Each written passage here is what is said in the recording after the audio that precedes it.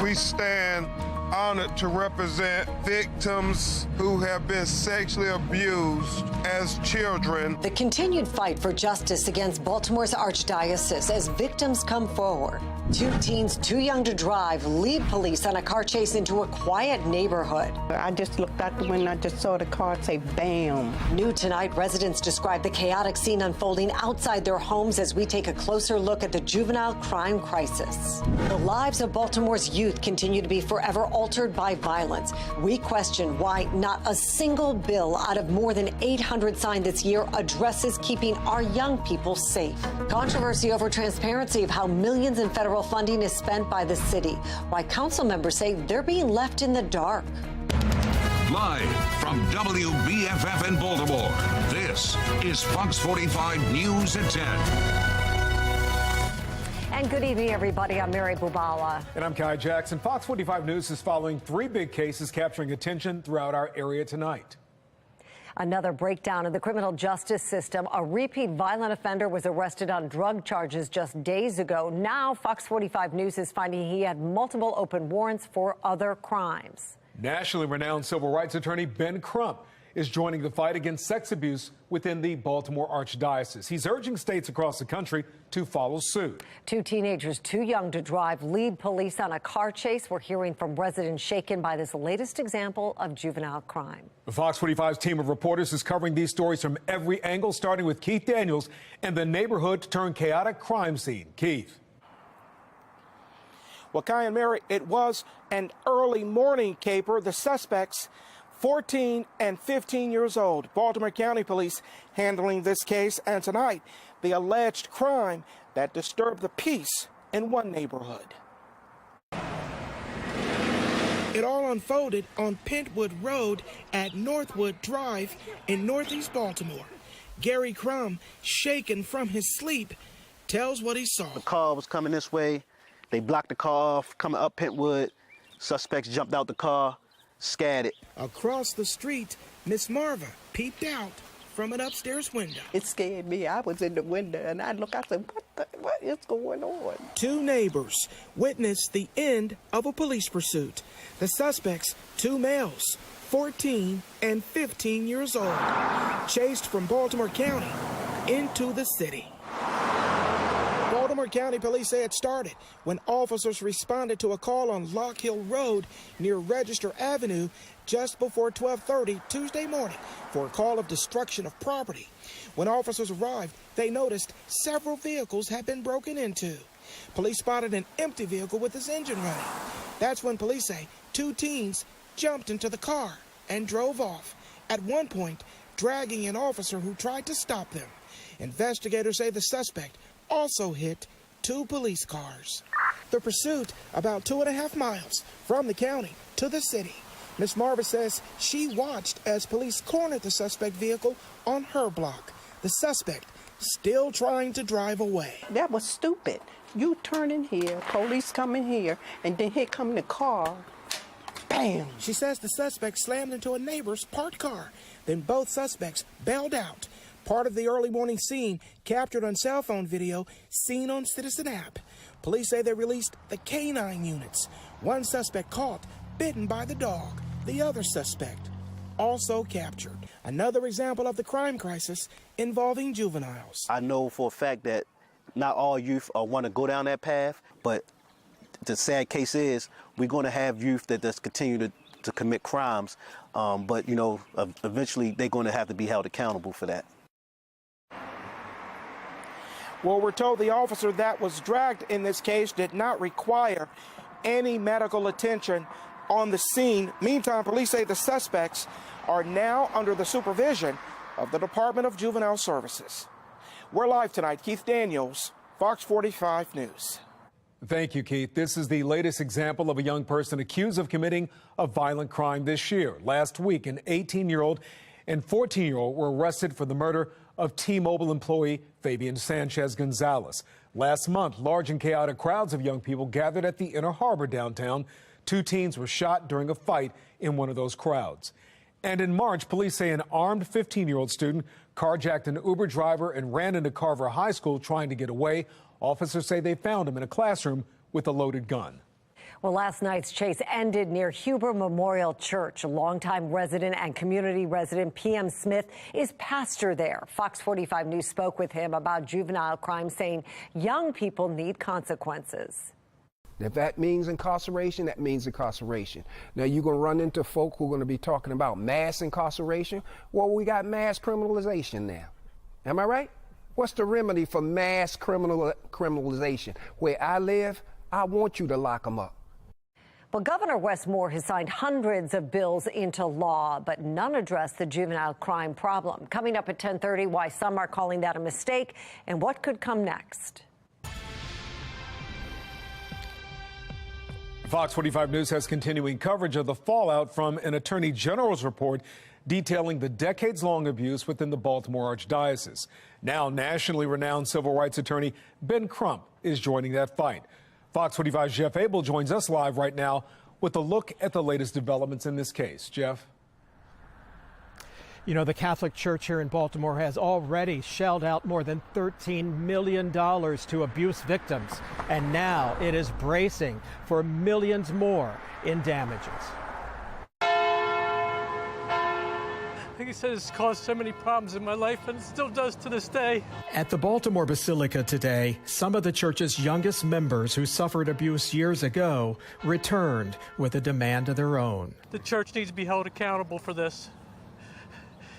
They need to be held accountable. When the legislature approved the Child Victims Act last month, which removed the statute of limitations for sex abuse victims, the floodgates allowing any victim to sue the Catholic Church suddenly swung wide open. Because this bill at the end will not undo years of suffering, but maybe it'll give us hope. But now a new law will allow survivors to seek justice. Now law firms are lining up. If you are a survivor of childhood sexual abuse in Maryland, they're vowing to represent what's expected to be hundreds of abuse victims. This was not your fault. We can help. Today, civil rights attorney Ben Crump joined a Baltimore firm vowing to pursue justice. For everybody who was abused, we're going to make sure they have a voice not only in the court of public opinion, but we're going to give them a voice in the court of law. Today, Crump announced a series of civil suits he plans to file this fall, representing all ages and all races of victims. We want you all to know we believe you now, and we stand with you, and you all are victims no more. I encourage anyone who is sexually abused within the Baltimore Diocese to come forward now. This new law does cap damages on civil suits at $1.5 million. It's expected to take place when the law goes into effect in October. We're live tonight. Jeff Abel, Fox 45 News. Jeff, thank you. Ben Crump has also joined a lawsuit against Baltimore City schools. The suit accuses the school system of wasting tax dollars and failing to provide an adequate education to generations of students.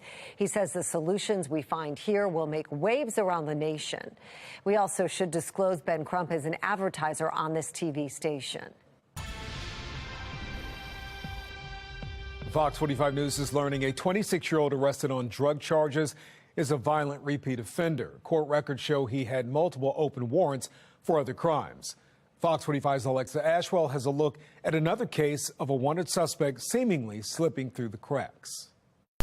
When Baltimore police arrested Terrell Parker on drug distribution charges May 6, court records show the 26-year-old already had 3 open warrants for his arrest, including for attempted murder. One warrant was nearly 6 months old. He and many others are walking the streets with open warrants for very serious crimes. Fox 45 News taking a closer look at the warrants. In November 2022, a warrant was issued for Parker's arrest for an alleged assault and burglary involving a girlfriend, where she told police he broke into her home, punched her in the face, and choked her. 3 months later, Parker was accused of assaulting another girlfriend and stealing her car. Then, in April, Parker was identified by 2 witnesses as the suspect who shot a man in the face. Another warrant was issued for his arrest for attempted murder. Parker was finally arrested in May on drug distribution and possession charges. Court records show he was caught with suspected cocaine and heroin after an officer surveilling City Watch cameras recognized him and knew he was wanted. That's 3 separate crimes Parker is accused of committing while having an open warrant for his arrest. Fox 45 News questioning BPD, asking why did it take so long to track down Parker? Former BPD Deputy Commissioner Jason Johnson says it all comes down to staffing. The Warrant Apprehension Task Force, which is the component of the police department that is out actually looking for people who are fugitives, they don't have the resources or the manpower to go track down every single person with an open warrant. So therefore, you're going to have a lot of people with open warrants that are just going about their business, probably committing other crimes, waiting to be arrested. And it really gets down really to the resources that law enforcement has in Baltimore. In the past, Commissioner Harrison has said the department prioritizes warrants based on the severity of the crime. But Parker, well known to BPD, with a violent criminal history that dates back into his juvenile years. Records show Parker received probation for an armed robbery turned shooting in 2015 and was then sentenced to 2 years in prison for a handgun violation later that same year. Then in 2019, records show Parker was arrested for murder in a double shooting. Parker seemingly falling through the cracks. There are insufficient resources today to be able to guarantee that people will be brought to justice, even when it's a repeat violent offender, and even when the person remained in Baltimore. Alexa Ashwell, Fox 45 News. A spokesperson with the Baltimore Police Department tells Fox 45 News it is working to figure out which agency issued the warrants, but says they were carried out. They say Parker is being held without bond. Fox 45 News has done extensive reporting on repeat violent offenders. You can find all of our reporting on our website, foxbaltimore.com. Well, after a little bit of a gloomy day, some sunshine peeking out late day, making it 69 for a high this afternoon. We're now falling down through the 50s to around 60 on the Toyota East Harbor Skycam. Going to be a little bit chilly overnight. Baltimore at 47, 45 at Westminster, so jackets out there. 55 down Annapolis way. Temperatures in the 40s on the eastern shore. And you head west, it looks like Frederick, Gaithersburg, Laurel, and also down D.C. way. Temperatures mid to upper 40s. I'm going to let you know how it looks hour by hour for Mom's Day. An early look coming up in my Weather Authority forecast. Coming up on Fox 45 News at 10, toxic wastewater from the Ohio train derailment on its way to Baltimore after the company in charge announced that wouldn't happen. What's behind the change and why it has local leaders on edge? Former President Donald Trump found liable for sexually abusing a woman in the 1990s. A closer look at the decision and what it could mean for his presidential run. And right after the break, a Fox 45 News investigation finds the mayor's office left the city council mostly in the dark when it came to handing out ARPA funds. What the internal emails reveal.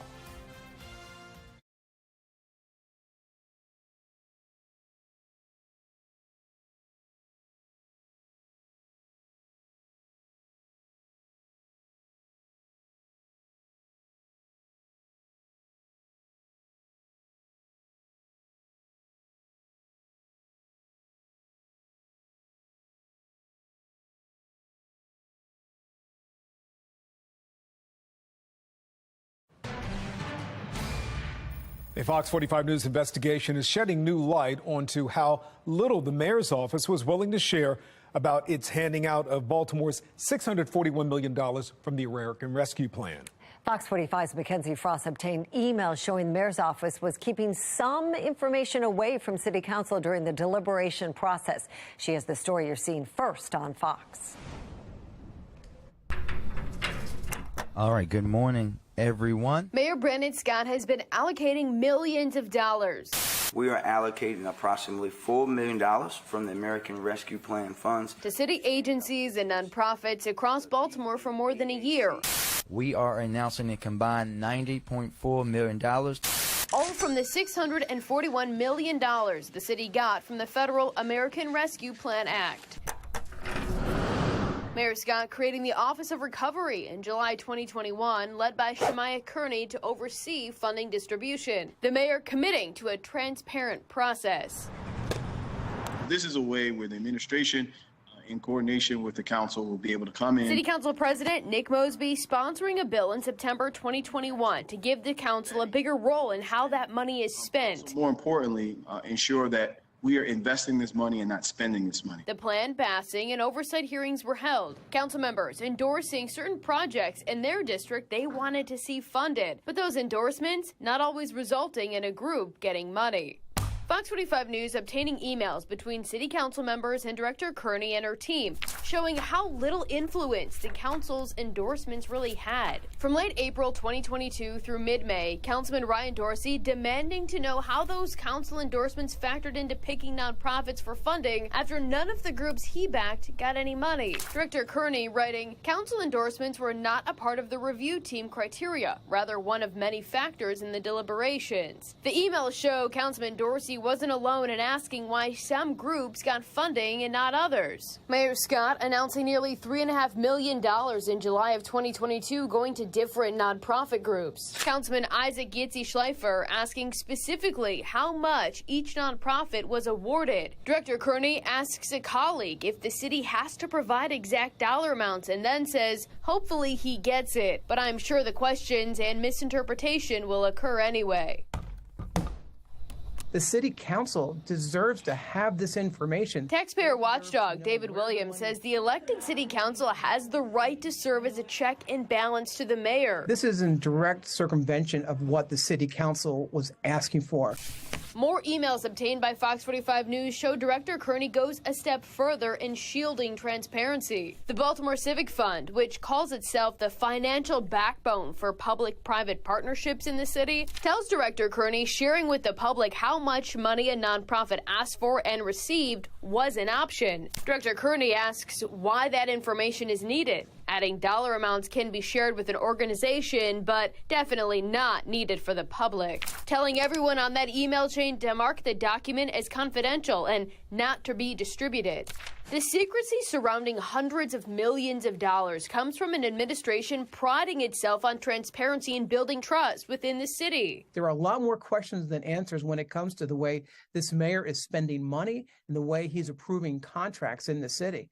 And it's time for the mayor to have less power in the city, not more power. The mayor writing in a 2021 op-ed in the Baltimore Sun that transparency, accountability, and integrity are essential for building trust, or in his address marking his first year in office. And hold my administration accountable. In response to our questions about these emails, the mayor's office telling Fox 45 News details about deliberations were not shared publicly to prevent undue influence. The statement says, in part, the city council received copies of all 322 eligible proposals submitted by nonprofits, adding the city is stronger when it works with nonprofits across the community. There's still money that has yet to be allocated, and by law, all of it has to be committed by the end of next year. Whether the city council plays a bigger role in that conversation remains to be seen.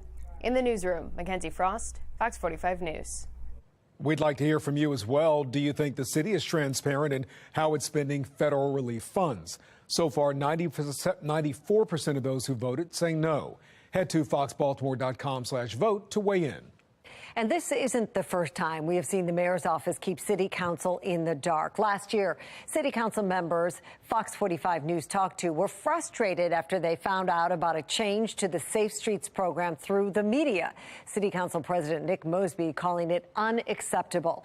Earlier this year, Mayor Brandon Scott announced a deal with BGE over the city's conduit system was done one day after city council members called for an investigative hearing on that very deal.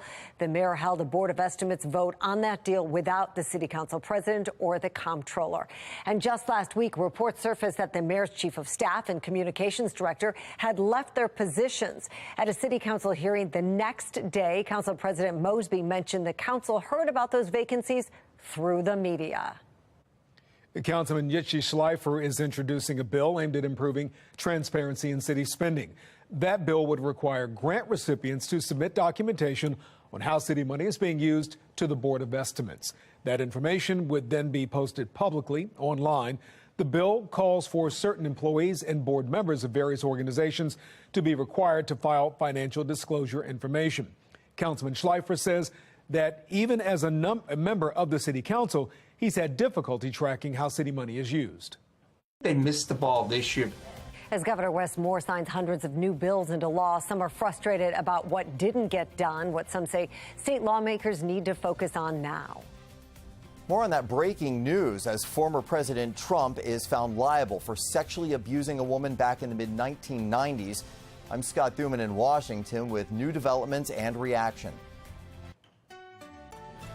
And after a cool 69 today, a warming trend develops once again. Take a look at these temperatures that are coming our way. Back into the 70s tomorrow, 80s by Thursday and Friday, and no chance of rain. There could be some shower chances that develop over the Mother's Day holiday weekend, though. Take a look on Mom's Day. This is an early look. Dry for brunch at 10 a.m., 67.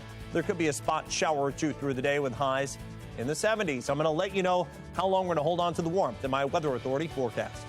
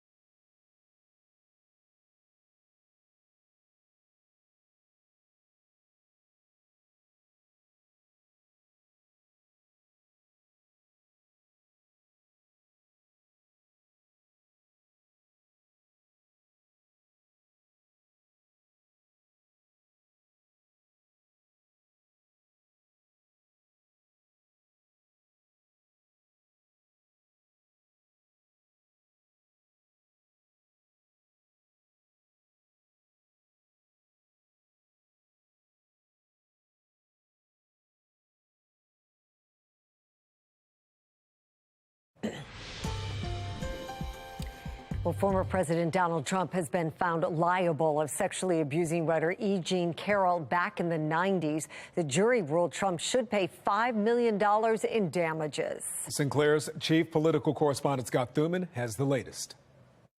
Well, this happened very quickly. It was about a 3-week trial, yet it took the jury less than 3 hours to find Donald Trump liable for sexually abusing his accuser back in the mid-1990s. E. Jean Carroll alleged that Trump raped her in a department store dressing room one night. The jury rejected those specific claims of rape, but did say he sexually assaulted her and should pay almost $5 million in damages and for defamation. Trump did not attend the trial, and he refused to testify despite multiple opportunities, although he publicly claimed his innocence and did so in a taped deposition. He did, however, quickly respond Tuesday afternoon to the jury's decision on social media, writing, "I have absolutely no idea who this woman is. This verdict is a disgrace, a continuation of the greatest witch hunt of all time." Carroll's attorney saying right afterward, "We are very happy with the decision." Meanwhile, another question now, how much might this hurt his chances in the 2024 race? Trump has been accused of sexual misconduct by about 24 women, but this is the first time it's gone before a jury. Recent polling shows a majority of Americans believe Trump should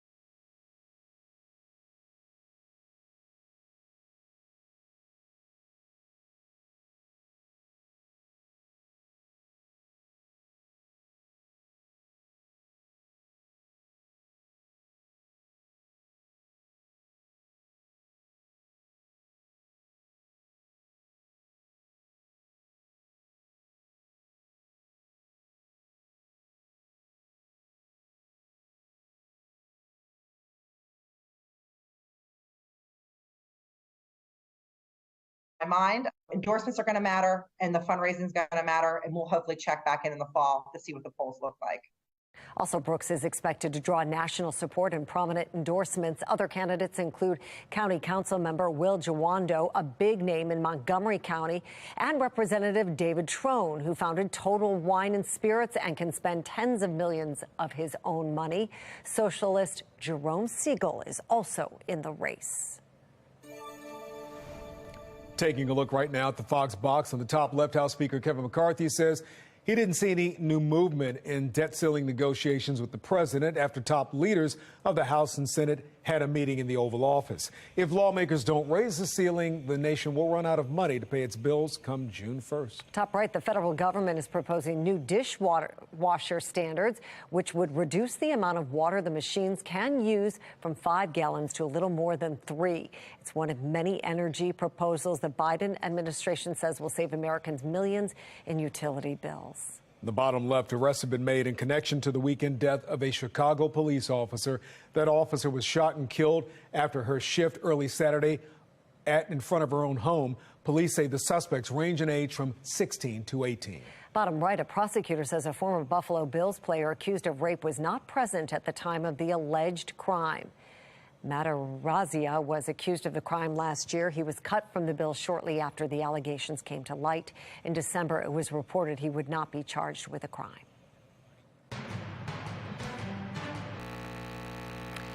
Well, the deadline has been marked for months now, but despite knowing the pandemic-era restrictions known as Title 42 will expire later this week, there are growing concerns this country is not prepared. National correspondent Christine Frizzell brings us up to speed. An immigration system on the brink of collapse, with many migrant shelters already at capacity before Title 42 ends. About 1,800 migrants estimated to be sleeping outside Sacred Heart Church in El Paso, where U.S. Customs and Border Protection announced a, quote, targeted enforcement operation, including the arrest and deportation of many migrants, a move met with criticism. For any law enforcement agency to give the criminals that they're going after a heads up of when and where they're going to go after them is absurd. It's nonsensical. The Border Patrol Union responding, nothing like publicly announcing that dangerous people will be arrested while warning them ahead of time exactly where to run and hide to avoid arrest. The state of Texas has already sent in a tactical border force to assist with the large numbers. In this situation, our soldiers are going to be expected to prevent, deter, and interdict illegal immigration into the state of Texas.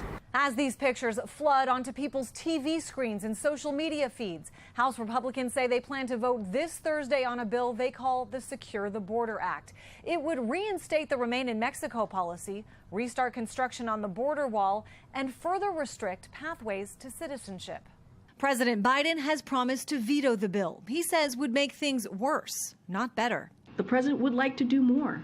He's using the tools in front of him, but Congress refuses to act. Instead, many Republican officials want to make a political case out of this. Despite actions by the White House designed to slow the numbers, more than 150,000 are now estimated to be waiting just across the border for what they see as an opportunity for a better life. I'm Christine Frizzell reporting. My wife and I have had numerous fights over this. We almost got a divorce over this because she couldn't understand why I was doing what I was doing. A football coach who lost his job for praying on the field finally gets it back. The personal account you'll see only on FOX45 News. And on the late edition, the fight over Kerwin funding delivered a huge boost by the Maryland Supreme Court, which new Maryland tax, a first in the nation, was just upheld. And what you're going to need to dress for tomorrow, well, it's a little complicated. It's going to be chilly in the morning, so a morning jacket or sweater. You need sunglasses all day and shorts and short sleeves by the afternoon. So, yes, it's all over the place. I'm going to let you know when temperatures are going to be nice and warm in the 80s. It's in my Weather Authority forecast.